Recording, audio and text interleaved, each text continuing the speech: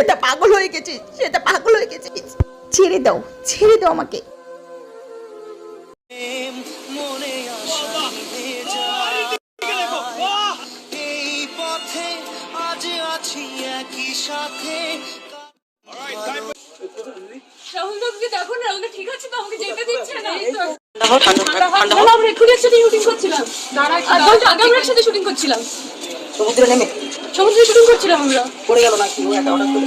আমিও পড়েছি।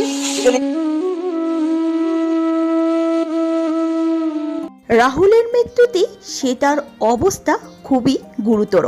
পরিবারের সূত্র অনুযায়ী জানানো হয়েছে চিকিৎসাধীন অবস্থায় রয়েছেন শ্বেতা।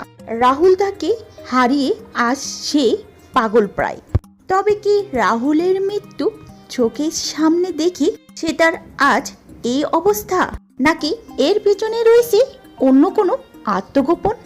হ্যাঁ ভিউয়ার্স, পুরো ভিডিওটি আমাদের সাথে সম্পূর্ণ দেখতে থাকুন, জানতে পারবেন শ্বেতার এই আত্মগোপনের কারণ কি।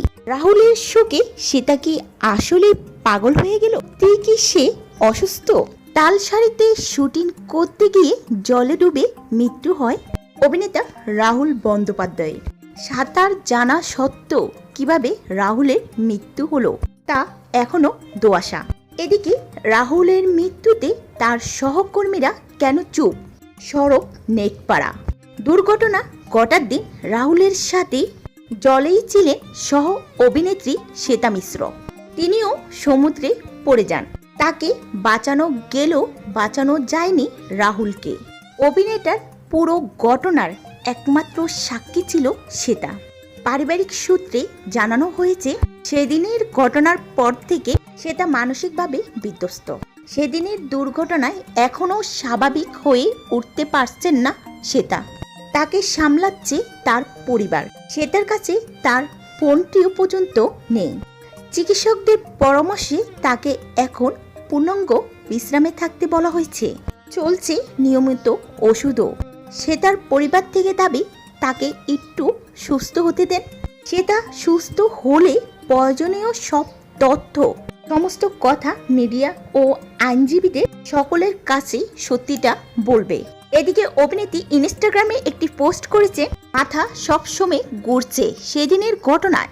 চোখের সামনে শুটিং করতে করতে রাহুল দা জলে তলিয়ে গেল। শরীরের মধ্যে অস্বস্তি হতে থাকে, ঠিক মতন ঘুমাতে পারছি না, জনসমক্ষে আসছি না বলে অনেকে অনেক কিছু প্রশ্ন তুলছেন, কিন্তু আমি এই প্রসঙ্গে কথা বলতে পারছি না।